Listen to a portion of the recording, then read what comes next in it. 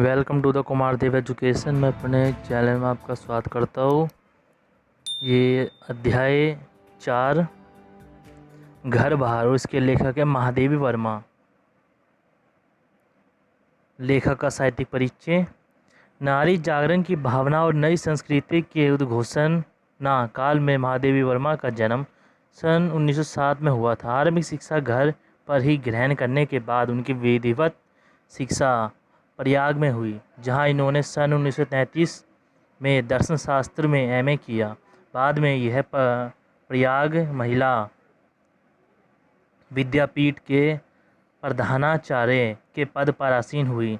यही उनका कर्म क्षेत्र बना और नारी शिक्षा को महत्व देते हुए उन्होंने समाज सेवा को अपना स्वभाव मान लिया। महादेवी वर्मा का कविता साहित्य ब्रजभाषा में आरंभ हुआ, पर बाद में वह खड़ी बोली में कविता लिखने लगी। चित्रकला के क्षेत्र में भी कुशल होने के कारण इनकी कविताओं में चित्रों जैसी संरचना का आभास मिलता है। इनका काव्य रचना काल प्रमुख रूप से सन 1924 से 1942 तक है। निहार, समसम, निरिजा, संध्या गीत आदि इनके प्रमुख काव्य संग्रह हैं। यमा में इनकी संग्रहों में से कविताएं संकलित है, जिनके लिए इन्हें भारतीय ज्ञानपीठ पुरस्कार मिला है। इनके अनुसार सफल गीत वही है जिसमें संयमित भावांतरिक की व्यंजना होती है। इनकी कविताओं में विषय में जिज्ञासा, व्यवस्था और आध्यात्मिकता के दर्शन होते हैं। महादेवी वर्मा सुपरिचित कवित्री होने के साथ साथ उत्कृष्ट कोटि के गद्य लेखिका भी थी। वे एक यथावादी गद्यकार, साम्यवादी आलोचक, अद्वितीय रेखा चित्रकार होने के साथ ही प्रबुद्ध समाज सेविका भी थी। गद्य क्षेत्र में इन्होंने पर्याय नए धरातलों को खोजकर गंभीर, भावुक और संवेदनशील प्रस्तुत की है। इनके रेखा चित्रों, स्मरणों और निबंधों में मानव हृदय भी अतल गहराइयों में उतरने और संवेदनशील आत्मिकता को जगाने की विलक्षण क्षमता है। इनके स्मरणों में समाज परिस्थिति और भाग्य से अपेक्षा निर्धन और अशिक्षित पात्र, जिनकी वेदना को इन्हें पूरी सच्चाई और आत्मिकता के साथ प्रस्तुत किया है। प्रस्तुत इसका विषय क्षेत्र अस्मिता है। इसमें संस्कृति, देश, भाषा, समाज, साहित्य, नारी, पशु, पक्षी आदि को अत्यंत सजीवता और भ्रमिता से चित्रित किया है। नारी की दुर्लभ परिस्थितियों का चित्रण करते समय वेदना, करुणा के साथ गहरी संवेदना पर में भर उठती है। अतीत के कल चित्रों का स्मृति की रेखाएं में इन्होंने हीन दीन व्यक्तित्व, जीवन दर्शन, उनकी कार्यविधि के साथ साथ उनके अपने साथ के अनुभवों को प्रस्तुत किया है। सामाजिक और साहित्यिक विषयों पर लिखे गए विचारणात्मक और विवेचनात्मक निबंध श्रृंखला की कड़ियाँ, साहित्य की आस्था तथा अन्य निबंध सत्यता में संकलित हैं। संता के आरंभ में लेखिका ने कहा है, संता में मेरे कुछ चिंतन का सन एक तर्क, इसमें ना तर्क की प्रक्रिया है, ना किसी जटिल समस्या को सुलझाने के नियमित प्रस्तुत समाधान। संगीत थम जाने पर गायक जैसे औरों के वेद और अपने गीत की संगीत पर विचार करने लगता है, वैसे ही उनमें मेरे विचार भाव की सीमा रेखा पर स्थित है। वस्तु महादेवी के गद्य साहित्य में जैसे संपूर्ण जीवन का वैद्य समाया हो, बिना कल्पनाशीन काव्य रूपों का सहारा लिए कोई रचना महज गद्य से इतना अर्चित कर सकता है, यह महादेवी जी को पढ़कर समझा जा सकता है और यह महज गद्य अपनी सृजनात्मकता में इतना प्रभावी बन जाता है। यह अनुभव भी अपने एक विस्मय कार्य है। विलक्षण बात यह है कि बिना उपवास से कहानी नाटक लिखे महादेवी श्रेष्ठ गद्यकार होती है। यह हिंदी गद्य के न्यास और विकास एक अत्यंत प्रतिकार अध्याय है। रामस्वरूप चतुर्वेदी। महादेवी वर्मा के गद्य साहित्य में अनुभूति की गहराई भावप्रहीनता, संवेदनशीलता, विचारों की गंभीरता और चिंतन की व्यापकता के साथ साथ अभिव्यक्ति की प्रौढ़ता का अद्भुत समय है। उन्होंने सदैव विषयानुकूल भाषा का प्रयोग किया है। गंभीर विषयों पर विश्लेषण करते हुए तर्कशीलता का गुण देखा जा सकता है, जो सामान्य विषयों में सहज सरल बोधमय भाषा का प्रयोग। उनकी भाषा प्रसंगानुकूल, अर्थ गंभीरता से युक्त तथा गूढ़ विचारों को वहन करने वाली है। छायावादी विशेषता लाक्षणिकता उनके निबंधों का प्रमाण तत्व है। सूत्रनात्मक शैली से इनका गद्य सरल, रोचक और भावयुक्त बन पड़ा है। संस्कृत की तत्सम शब्दावली के साथ उर्दू, अरबी, फारसी, अंग्रेजी के लोक प्रचलित शब्दों का प्रयोग और लोकगीतों का प्रयोग भाषा को सरस और बोधमय बनाने में सहायक सिद्ध हुआ है।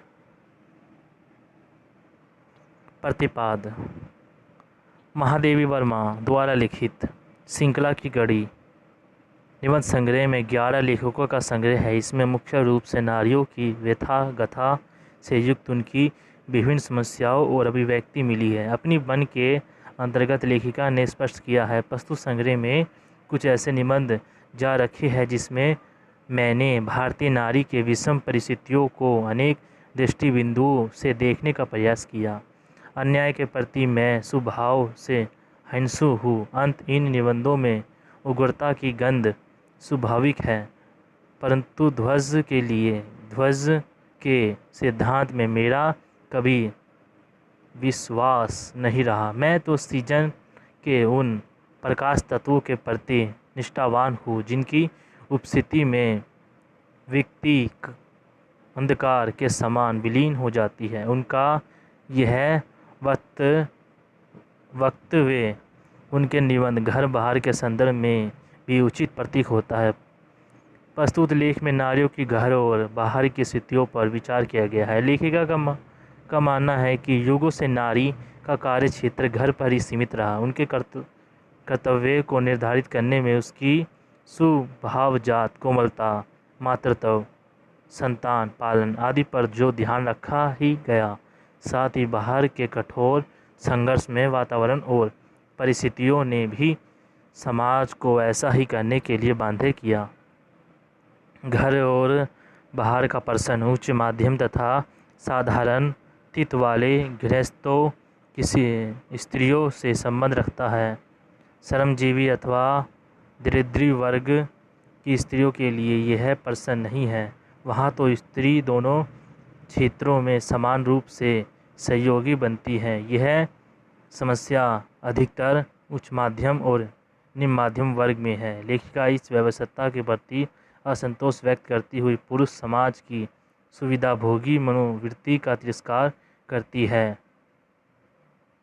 युगों से रमणी, बहाई आदि के रूप में चार दीवारों में कैद नारी जाति अब स्वतंत्र परिवेश में आत्मसंपन्न युक्त हो आगे बढ़ना चाहती है। समाज में कई महत्वपूर्ण अंग बनकर अपने कर्तव्यों के साथ अधिकारों का भी प्रयोग करना चाहती है। साथ ही वह अपने परंपरागत संस्कारों और कार्यक्षेत्र को भी कभी भूली नहीं है।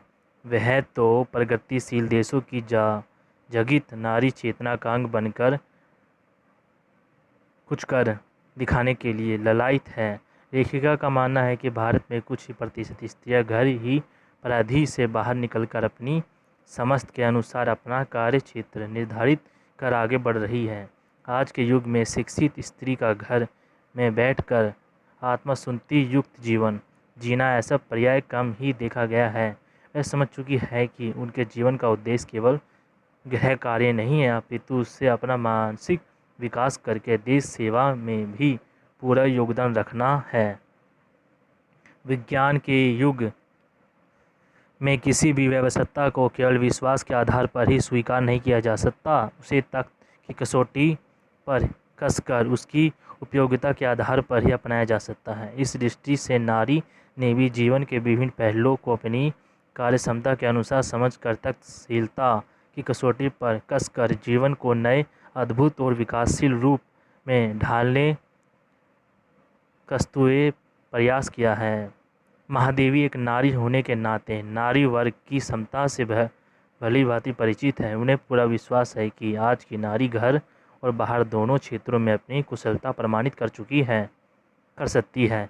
देखना यह है कि अगर वह वात्सल्य के अंश पर बाहर के संसार कर देना चाहे तो क्या उसे ऐसा करने की स्वतंत्रता दी जाएगी। महादेवी ये मोड़क सव्य और समस्या की पक्षधर है। वह चाहती है कि सामाजिक व्यवस्था का पारंपरिक आदर्शन भी ना बिगड़े और स्त्री भी समाज में अपनी अलग ही पहचान बनाने में सफल पाए। सामाजिक संतुलन को बनाए रखने के लिए वह शिक्षित और प्रतिभाशाली स्त्रियों से अपेक्षा करती है कि वह अपने कर्तव्यों को केवल घर अथवा केवल बाहर तक ही सीमित ना रखे, अपितु दोनों में उचित संतुलन बनाकर आत्मा संतुष्ट और समाज सेवा के धर्म और यथाशक्ति निभाने का उपयोग कार्य करे। शिक्षा, स्वास्थ्य, कानून, समाज सेवा आदि क्षेत्रों में वह अपनी प्रतिभा के नए नए आयाम खोज निकालने में समस्त हो जाती है। महादेवी जी का मानना है कि नारी स्वतंत्र की स्त्री में नारियों को घर और बाहर के जीवन में तो समस्या के सूत्रों को खोजना ही पड़ेगा। साथ ही यह भी सत्य है कि पुरुषों को भी नारियों की इस नवीन जीवन स्थिति में अपना समर्थन और सहयोग देने का मन बनाना ही पड़ेगा। पश्चिम और प्रगतिशील नारियों से प्रेरणा लेकर अपने जीवन को नए सिरे में समुद्र तथा संगठित जीवन जीने में उपयुक्त बनाने का कार्य निश्चित ही भारतीय नारी जीवन को एक नया अर्थ देता है। शिक्षा के प्रचार और प्रसार के द्वारा यहाँ नारी मुक्ति आंदोलन सफल हो जाता है। स्थायित्व मानव को लेखिका ने तत्सम शब्दावली, संगठित वाक्य विन्यास और प्रभामयी शैली के माध्यम से व्यक्त किया है। ये कविता समाप्त हुई। हम आपको मिलेंगे नेक्स्ट कविता में। वीडियो अच्छी लगी वीडियो को लाइक करें, चैनल को सब्सक्राइब करें और वीडियो को लाइक जरूर करें क्योंकि लाइक से हमें मोटिवेशन मिलता है।